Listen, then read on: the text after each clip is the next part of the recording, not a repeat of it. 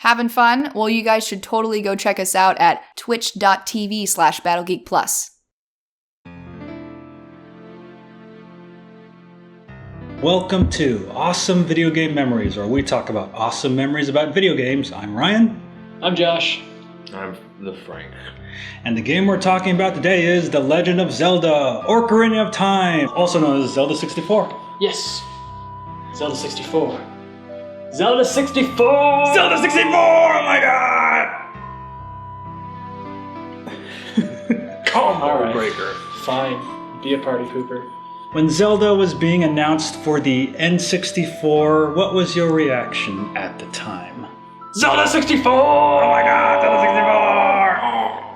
64! Yeah, that was back when it was that first little, it was a screenshot I saw of like the video they had that was mostly just a tech demo, and it was like a really crappily rendered like Link with like the brown pants. Was that fighting the knight? Was that in a magazine? Like Nintendo Power, like every magazine. Yeah, every magazine. I think I saw something like that. Yeah, it was like really, really early. Like it wasn't even the game; it was just like alpha crap that they were doing. So yeah, because I remember like reading GamePro magazine, like they showed Link fighting a knight, and the magazine specifically said, "These are not cutscenes. This is actual gameplay." I'm like, holy shit! Alpha gameplay is technically gameplay. it is. I mean, it wasn't like pre-rendered. It wasn't like it was real-time gameplay. And that was pretty rad. Like I mean, the final product turned out way better looking and everything, but I was still like super impressed by that crappy like cone nose Link, with like the joints that are obviously not connected together well, fighting just like the mirror armor knight guy. Like that was just crazy, and like way beyond anything that I'd played on Game Boy or NES. Yeah. Actually, did you own an N64 at the time this game came out? I did. I actually saved up my own money and bought it with Mario 64. So by the time, Zelda 64 was like a thing, I was like, Ocarina of Time. I should say Ocarina of Time. There we go. How about you, Frank? That was my first Zelda game. That actually got me into the series. And you owned your own N64? Mm-hmm. Yeah, wow. It came with the whole set from Christmas. Oh, cool. Sweet. So you got the whole Zelda set. Yeah, I got the game. Okay, cool. Yeah. All right. It was good. Well, unlike you two, at the time I did not own an N64 since I was more of a PlayStation fanboy for Final Fantasy VII, but I did want to get an N64 for the longest time, and so this was the game that made me say, you know what, I'm just going to get an N64. I'm going to save up all my minimum wage money working at the school library and get an N64, and so it took me a couple of months to save up all that money, and I finally got it. A couple of months? It took me a long time to save up for an N64. I was 12. Well, I was in high school, and I was working like part-time, so... Which, I mean, like, aging myself like that, like someone's watching this right now, and they're like, you were 12 then? I wasn't even born. I played Ocarina of Time on the 3DS. But anyway. I bought my PlayStation by doing laundry. Huh. Hey, what you find in the pockets is yours. Damn, I wish I did that. Well, so anyways, what was your experience the first time playing this game? Like, how did you feel like controlling a 3D Link? Well, I mean, unlike Frank, this wasn't my first time.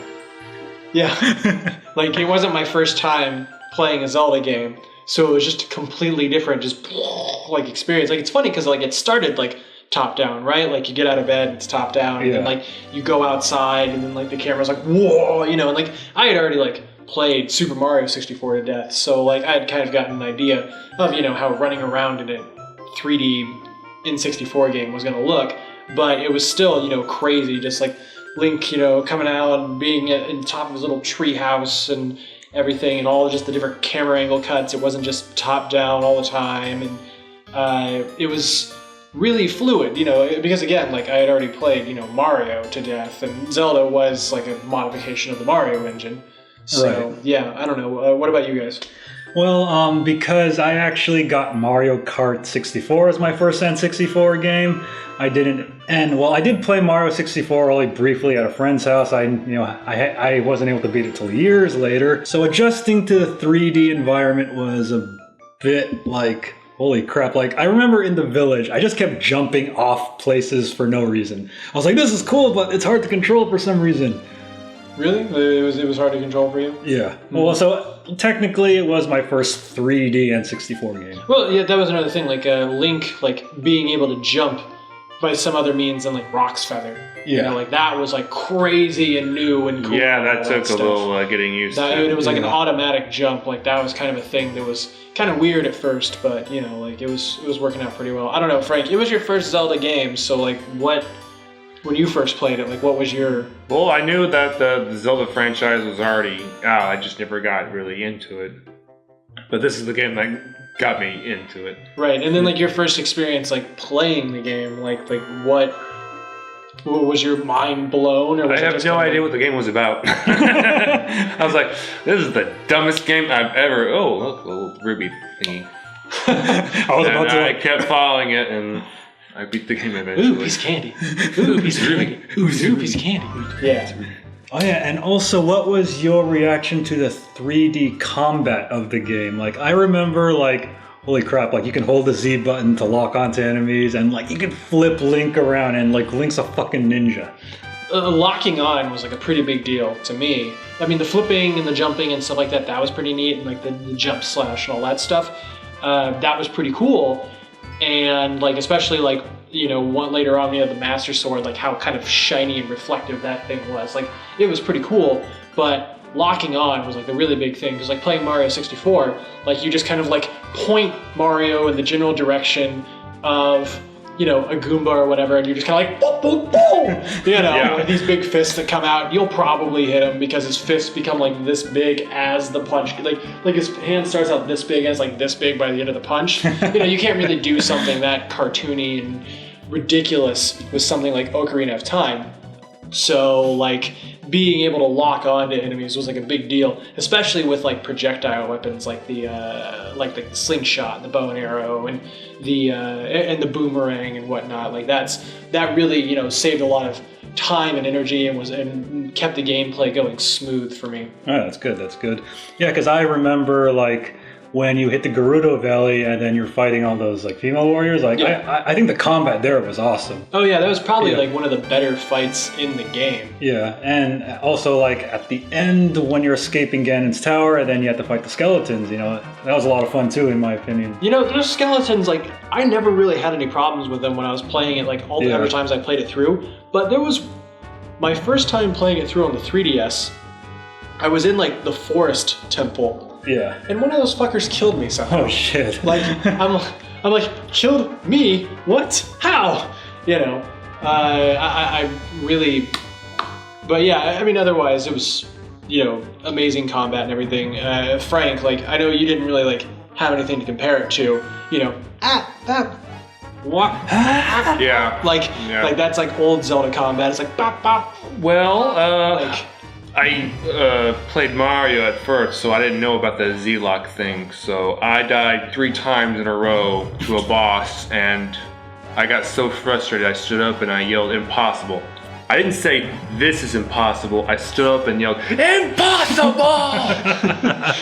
so it's like, But then I played the game over again, like, so it's like an anime, like when, like, you know, like the bad guy like sees like the good guy do something really crazy, Bakuga, you know, like yeah, impossible, like that's well, I guess it's like, oh my gosh, this is so hard, because I wasn't using the Z button, it was still hard. yeah. So And I was a kid.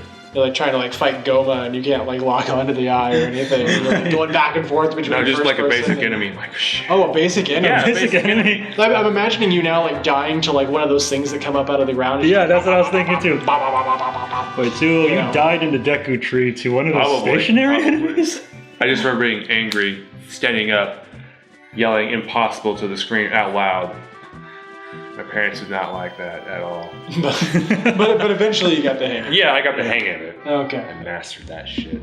So I know this is your first Zelda game, Frank, but for me and Josh, you know, what was your reaction to seeing Ganon's human form as Ganondorf? Because I remember in Zelda Link to the Past, they made a big deal of Ganon's human form, but you never see it. But then finally revealing him in Ocarina of Time was a huge deal to me. I was like, holy crap, he looks even more badass than I imagined him. You know, I mean, it would have been cooler if it was like a surprise, but this was sort of billed as being all like this is the first Zelda game in the timeline, because this was like before Skyward Sword, right?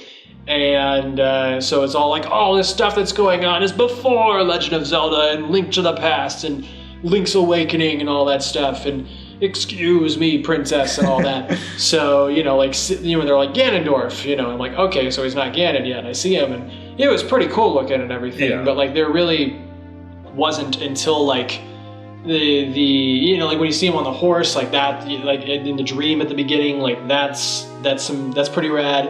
But like the time I'm thinking of is just like when like Link peeks through the window and like Ganondorf walks in and bows and looks over at the window like, you damn kids, you know, like that's really like the impression I have of Ganondorf. Isn't like, you know, like the guy in Smash or anything like that, or the guy you fight in Twilight Princess. Like the one that I have is just like this green big-nosed guy, you know, like leaning down and then looking over at the window and being all like, you damn kids, go play baseball somewhere else. Like that's really kind of like the feeling I got from that, which I don't think that's what they were going for. All right, well, I actually found Ganon pretty terrifying in this game. Like he looked like, oh shit, like you do not want to fuck with this guy. Like Ganon or Ganondorf? Ganondorf, actually, okay, Ganondorf. Yeah. So, I actually found him scarier in his human form than his, you know, pig form. Yeah, he was a bit cooler, I would say. Yeah. Well, not for me, because I didn't know that was going to happen. Oh, okay. So you're just like, oh, that's the bad guy. It's like, what? Am I supposed to fight this thing? What's going on? What's going on? I'm imagining you doing this like in the courtyard, like you've met Zelda for the first time, and he's like, you damn kids, and like you're just sitting there being like, I'm supposed to fight this thing? What's going on? Impossible! I was like, I bet I gotta fight that guy. Oh yeah, you do. And you fight him for centuries upon centuries. Mm-hmm. So what'd you guys think of the overall dungeon structure? Like when you first entered that Deku tree, what was your reaction? I'm inside a tree that talks. That was pretty much it. It was a lot more... Okay, so on the one hand, like, it was a total throwback to the first dungeon in the first Zelda. Yeah. Because, you know, like, you go over there and it's like this dead tree, and then, like, later on, like, you're thinking to yourself, like, looking back after playing all that stuff, and you have Zelda lore in your head, and you're like, oh, that used to be the Deku tree, you know? But, I mean, that's kind of how I have it thought in my head now.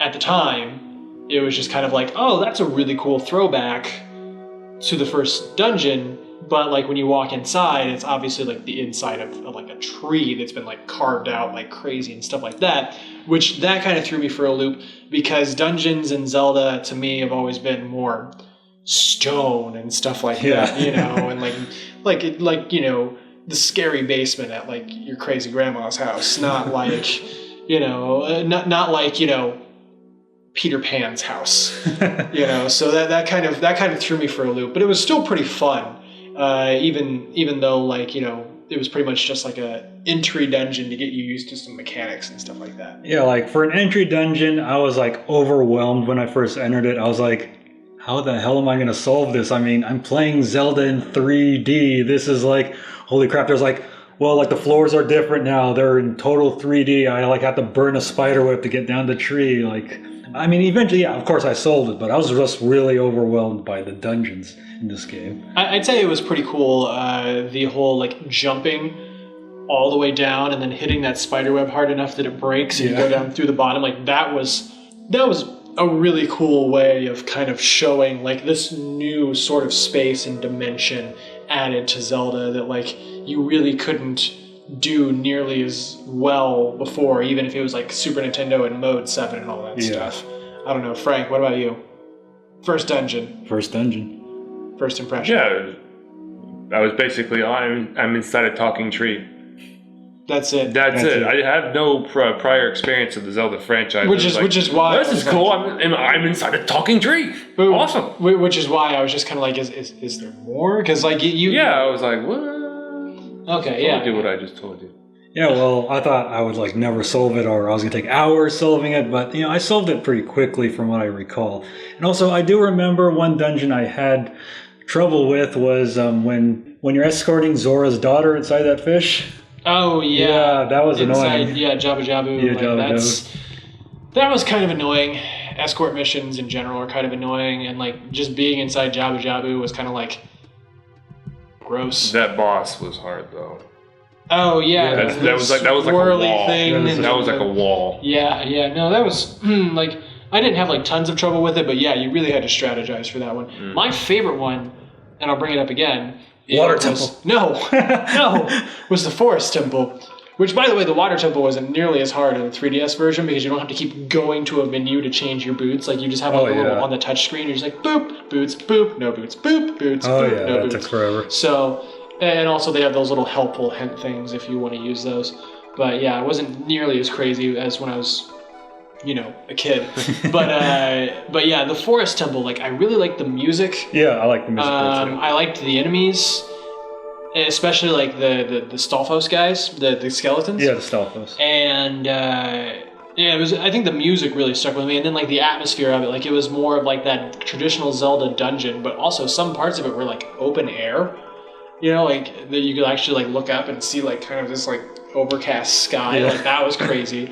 It was like kind of organic, like it was so old that it was being grown over because it's the forest. Yeah, abandoned. And then that was like. Absolutely crazy to me, and I loved like every second of that temple, like with the twisting hallways and everything. And I think the only part that I had trouble with actually was the boss because you had like multiple phantom Ganondorfs coming at you. Oh yeah, you had to know which one was the right one, and you're sitting there in first person being like, oh, he's coming out of that one. No, I remember that. Like that was probably like the hard one for me. Yeah, I also remember one dungeon I really liked was when you're in the future, like 7 years in the future. Then you go to that dungeon in the graveyard, and it's like really spooky looking. But the Shadow Temple. Yeah, the Shadow Temple. I always said the Shadow Temple. But it has the silliest boss. Like the bongo. The bongo guy. Yeah, that was pretty fun. Especially hey man, welcome to the boss battle. Yeah. I'm going to be your opponent. Want to get high? Yeah, for such a scary dungeon, it has a silly boss. Yeah, it does have a silly boss, but like with the lens of truth and all that stuff, it was still pretty fun. And also, now let's talk about the big elephant in the room, the Water Temple. I had a strategy guide, so. Well, see, when I borrowed it, lucky you. But see, when I borrowed this from my friend, I said I'm going to solve it without the strategy guide. Good luck. I was like, okay, the thing is that threw me off about the Water Temple is I think there's this part on the leftmost corner of the map, like, left north, like where you fight the Dark Link, right? Yeah. And, I could not find a fun battle. Yeah, I could not find that for the longest time, so I was exploring the entire Water Temple from top to bottom without even finding that place. That there was like one, like the order in which you have to like drop the water and bring the water back up to like certain points and whatnot. Like even in my latest playthrough, which it had been quite a while since I played it, the part where you have to bring it all the way back up to the top again, like that part I kind of got like stuck there a little bit. Even though it was a lot easier than before, but still, like even now, like even though like I kind of remember that, and I can probably go through it again, I'm still just like, the Water Temple's annoying, stupid clam enemies and stupid spiky ball rolling at you enemies and stuff like that. It's all stupid. Hey, Dark Link. The rest of this, what's that? A tentacle monster? Ew. So that's it's still just kind of. Any other water-based level anywhere, like people are all like, water level in Ninja Turtles is so hard, and it's all like, no, Water Temple, Ocarina of Time, It is hard. That's hard. That's hard. So like you can get done with disarming those bombs in like under a couple minutes, and move on to the Turtle Van. Yeah. But yeah. Anyway.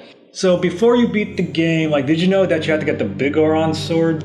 I didn't know that I needed it. But you don't need it, do you? No, you don't need it. You don't need it? Okay. No, you don't need it to beat. You don't need it. Well, I thought you needed it because like it's easier. Well, like when Ganon knocks out your sword at the boss battle. It's easier use with the hammer for that. Oh, yeah. You can use the hammer easier for with that. the big ones. But I didn't really know. But like I remember paying for the giant like Goron knife, right? dude. All those rupees and everything, and I'm like, yeah. And then I go and like I swing it and I hit like a tree or some shit, and it's just like bunk, and it's like now it's garbage, and I'm just like what? But it like stayed in my inventory, so I was all like, well, it's got to be for something, and so like I'm just kind of like You're half right.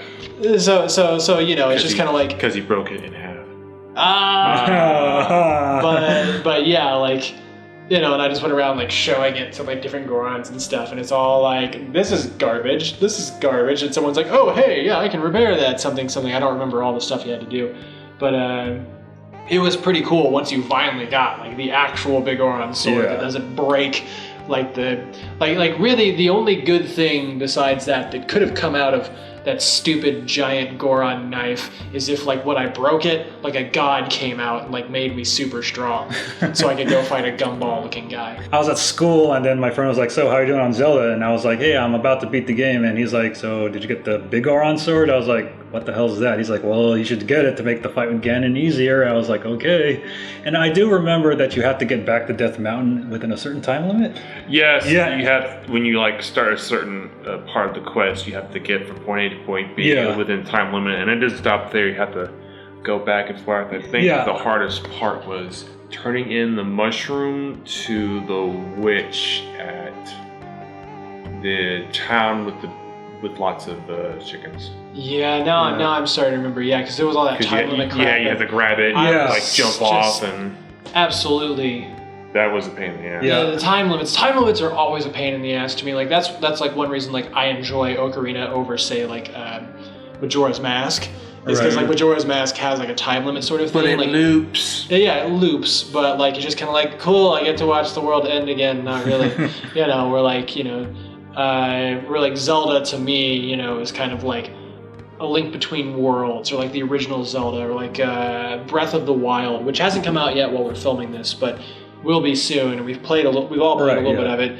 Where it's like big open fields, do whatever the fuck you want, sort of thing. Yeah, because I remember panicking when I was riding Epona back to Death Mountain. I was like, am I going to get there on time? And I barely made it there on time. I think that's pretty much how it's supposed to go. Like, it doesn't matter. Like you take the most efficient route possible, and still, like, you're just going to, like, just barely make it. Like, it really wants you to put you even with, on the edge of your seat. Even with Epona and the Easter, in the rabbit mask. Yeah. Or am I thinking of something else? Rabbit mask. Yeah, I think you're thinking. Okay, yeah.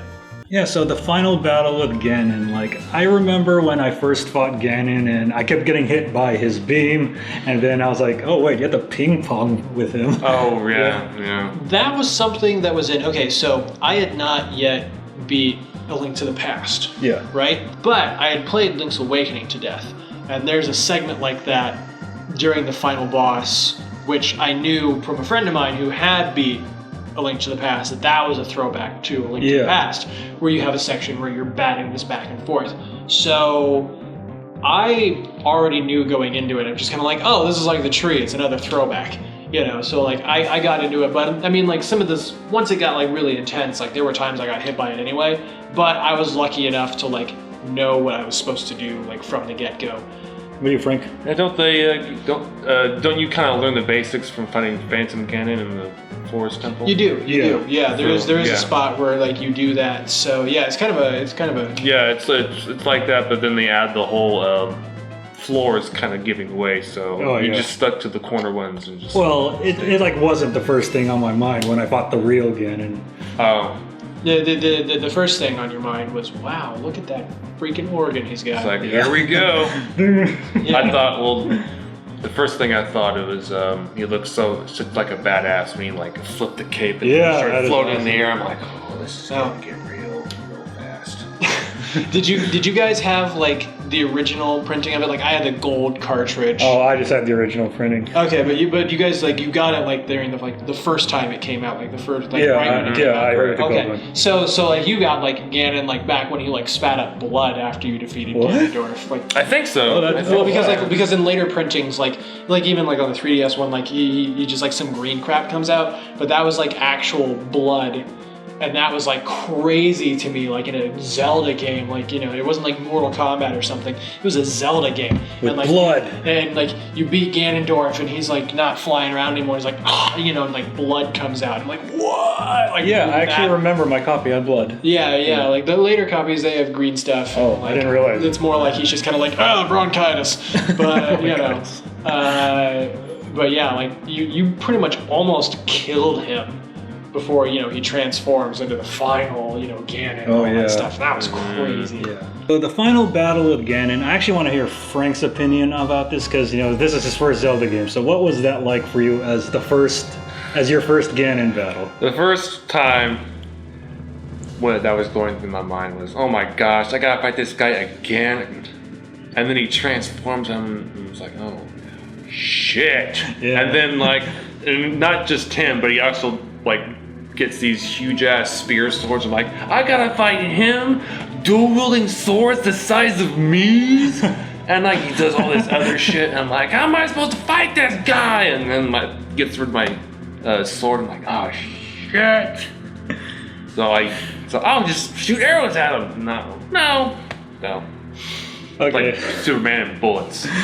Bing, bing, bing. So yeah, the first time I did go through the game without the big golden sword, but then like later on, I found out an easy way to beat him. Okay, cool. Yeah, I remember I didn't have the game spoiled for me back then, so I was kind of thinking, so I have to fight Ganon again, but he's only going to be as big as he was in Link to the Past or the first Zelda. But then when he grew like 50 feet tall, I was like, holy shit. Then, you know, they actually wanted him, like, in the development for the game, they actually did want him to be, like, literally, like something that, like, we wouldn't see in actuality until, like, Shadow of the Colossus. Like, they wanted him to be huge, and you have to climb on him and stuff like that. But the Nintendo 64 couldn't handle a battle of that magnitude. Oh, wow. And still have room to make the rest of this what was a huge, expansive game at the time. Yeah. You know, now, I mean, maybe they could have pulled it off if like Nintendo, like if like Nintendo and Sony had kept their relationship and there was a Nintendo PlayStation and all that. Yeah. You know, instead of the Sony PlayStation. Yeah, that battle was supposed to be bigger than that, but they ended up having to like scale it down to what it was, where he was just like, you know, like 10, 15, 20 feet tall, and you know, and like you roll under him and hit him in the tail. Yeah, that's what I did. Yep, so I did too. Although I did die a whole bunch of times my first time. Oh yeah. I've actually got through it pretty well. Like that was like that game was like one of those ones where I really rarely ever died, and usually it was due to like dumb stuff. Okay. Yeah, like just kind of all like one heart left. No, I said throw the bomb. Boom. Yeah, no, that sort of thing. All right. That's why you get life insurance in a bottle.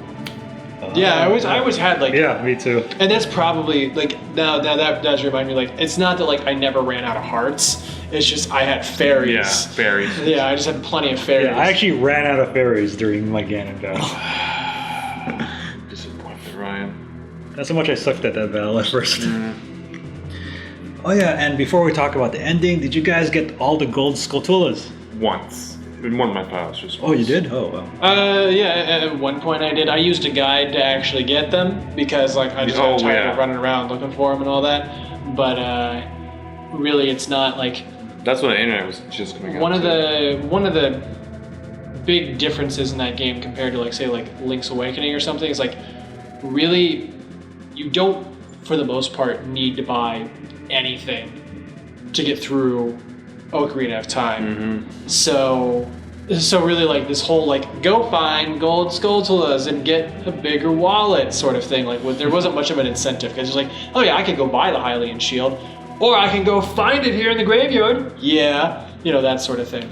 So there wasn't nearly as much incentive. Like if there was stuff you actually had to buy, yeah, like how they like in Link's Awakening again, like, you know, you had to buy the shovel, you know, that sort of thing. Or Skyward Sword. Oh yeah. So, you know, like if you actually had to buy stuff, then like it would have been a bigger incentive for me to go around and try and find them without using a guide. Yeah, well, I only got half of them because I tried doing it without a guide. And then when I did look at a guide, now this is back like in 1999 when I played it. And, guides back then were just text. And we didn't have accompanying pictures, we didn't have YouTube. So I was like, I don't even understand what this guide is You saying. must have had a shit guide, because the guide I had everything. Oh, okay. Well, I wish I got that guide. I thought you had like an actual strategy. Yeah, I had an actual Oh, yeah. So strategy. yeah, that one had good. like screenshots in it and stuff. Yeah. Like, these are the ones like you go on like game FAQs and it's like a text file. Yeah, and it's all, like- that's what I looked and at. it's all like go inside, go left. I mean right. If you put in this certain code, you'll unlock Ganondorf as a playable character, and Aeris will come back to life. I would really like to play a Zelda game where you play as Ganondorf or Zelda. Well, it's called And Smash yet- Brothers. Ha! Punch you in the face. I wouldn't be surprised if there's like, I wouldn't be surprised if there is like a ROM hack for that by this point, where it's just kind of all like, and you're playing as Ganondorf instead. You're just like, whoa, and just like swinging stuff around. Yeah, you'd be like Flying playing like a stuff. good version of Ganondorf. You fight like an evil version Link or whatever. Like Or Dark something. Link. Dark Link. Dark Link. Dark Link Duck. What? Dark Link Duck. Nice. Excuse That's me, very nice. princess. Dark Link Duck. So anyways, what'd you guys think of the ending? Like, I actually thought that Ganon was gonna die, but he gets warped away and he just screams, "Curse you!" Or he probably says, Doesn't get imprisoned rather than Yeah, he gets walk away? imprisoned It's the same thing. in the golden, the sacred realm, and which eventually like turns it into the dark world or whatever. yeah, and which then leads Link's into Link the past. Past, yeah. Yeah, I mean, it was the first game in the series, and Ganon was in other games. It was like the first game, like chronologically, like for the storyline, and Ganon is in other games. So I was just kind of like, oh, so like he's obviously not going to like die, Yeah. but like I'm gonna have to defeat him. So like when they did lock him away, I'm like, okay, cool, that makes sense. Canon is restored.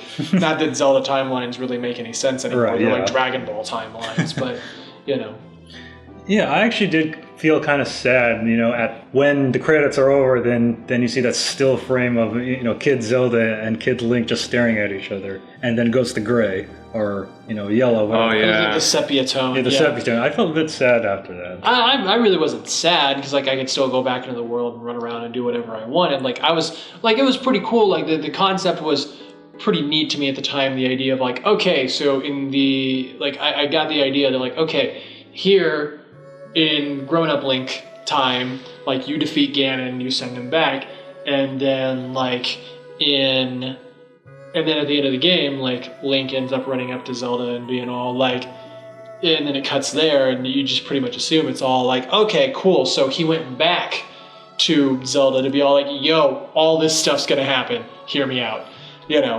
and therefore like stopping him before any of that stuff ever happened. Which I think that's like when like the internet exploded with the idea of like 2 timelines for Yeah. Zelda and all that stuff. And also, what do you guys think of Navi? During certain parts of the game where like she wants you to go do a certain thing to like continue the quest or whatever, like I'm just kind of like running around just trying to, I don't know, find rupees or whatever or dumb stuff Yeah. like that, and she's like, hey, Listen. go see the Zora guys because go. And you're like, shut up. And then like you run around some more. She's like, hey, go do that because Yeah. that's how the game, it's just kind of like that was like really dumb. But like they kind of eased off on that as you got further into the game. Yeah. And more trusted you to continue onward and understand like how to, make your own way and through Hyrule. And so when it got to about that point in the game, like it really didn't matter anymore. It was just kind of like, oh yeah, you're here, and when I lock onto things, you're over there. Cool. Thanks for helping me out. All right, so now final thoughts. So, like, where do you place Zelda Ocarina of Time on your favorite Zelda games? Like, my favorite Zelda game is A Link to the Past, and then I would probably have to say Ocarina of Time is second. A Link to the Past is my favorite. Link's Awakening is probably my second favorite. Either that or A Link Between Worlds. Pretty much, A Link to the Past is definitely first, and then second and third kind of interchangeable depending on my mood. Link's Awakening, Link Between Worlds, just all that Link to the Past timeline stuff. And then probably Ocarina probably falls down there, like in like number 4 Okay, or something like that. I would have to say Ocarina of Time would be my favorite one because Alright. it's the only game I've played the shit out of Nice. in the Zelda franchise. Following that would be Skyward Sword. Well, you actually completed that one. Yeah. I didn't. Yeah. Like I was just like, I wasn't a big fan of Twilight Princess. Yeah, I was me like, neither. You know, Twilight Princess. I liked Twilight Princess a whole lot. Okay. So like that, like Ocarina, like I think there's like nostalgia there keeping it higher than Twilight Princess, but Twilight Princess is a pretty good one. Of course, everything's probably going to get shifted down a notch when Breath of the Wild comes out, but Yeah. you know, Maybe. or at least, you know, like the number 2 through 5 are probably going to get shifted. It's like, Right. you know, Wind Waker also. Wind Waker's a really good one too, and it's aged really well. It took a while for me to like Wind Waker, but that's something for another. But yeah, I would say Ocarina of Time is in the top 5. Yeah. You know, I don't know if it could be number 4, it could be number 5, but it's definitely not the top 3. All right, cool.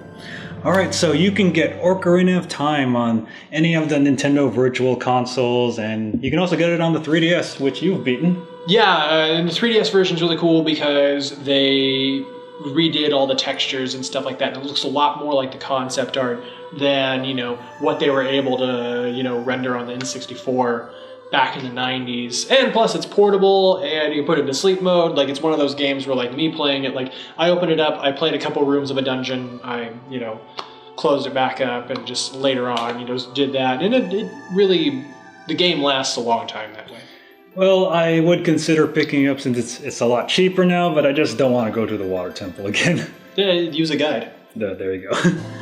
All right, so that wraps up this episode of Awesome Video Game Memories about Zelda Ocarina of Time. And if you have any memories about this game, make sure to leave those in the comments below. I'm Ryan.